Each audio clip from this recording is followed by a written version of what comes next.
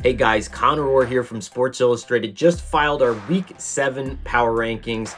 Here's a quick look, a lot of shakeups towards the top, which is what I want to talk about today. We have a new number 1 team, and yes, I think a lot of you will be complaining about me penalizing the Chiefs for a lack of style points, bumping them down to number 2, and bumping the Lions up to number 1. But this victory over Minnesota, one of the 2 lone undefeated teams going into this week, I think was highly significant. And the reason was we saw some massive growth out of Jared Goff. And yes, Jared Goff has always been that player since he's been to Detroit. He's not that Sean McVay puppet like we think he is, but now we're seeing it in real time. He dissected the best defense in the NFL in critical moments during this game. And even when he was off his game just a little bit, and trust me, that didn't happen a lot against Minnesota, but when he sailed a throw or two, he came back strong in higher pressure moments. And I think if you combine that with all the Lions' other strengths, right?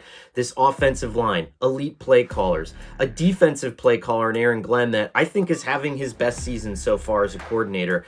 You want to bump the Lions up because right now, if you were to put both of these teams in a cage match, Kansas City and Detroit, I have to like the Lions right now. And to me, that defines power. That defines number 1 in the power rankings. Now, here's what's impressive about the Chiefs at number 2.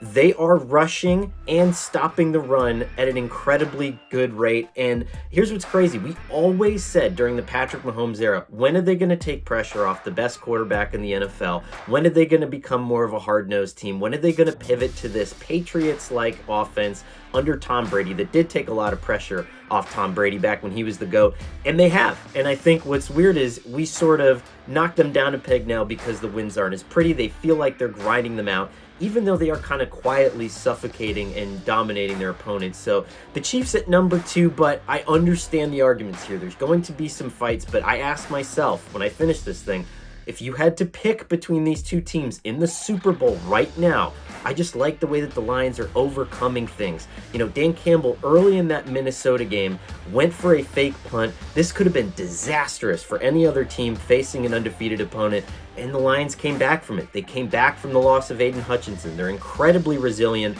Let's see how the Chiefs respond to some resiliency too when that hits. Couple of other notes here. The Bills are moving up. I like the Amari Cooper addition. Yes, he dropped his first pass and was one of the most drop-prone receivers in the NFL heading into this. But he diversified this offense to the point where we had some big Keon Coleman drives. We had some big Dalton Kincaid drives. Guys were wide open. And yes, this is a Titans defense that the Bills were playing. But in terms of total defensive efficiency and offensive efficiency, they are one of the best teams in the NFL right now. Since 2020, no team in the NFL has more 15-plus point victories than the Buffalo Bills, which is hard to believe, but sort of a reflection of how good of a job they've done.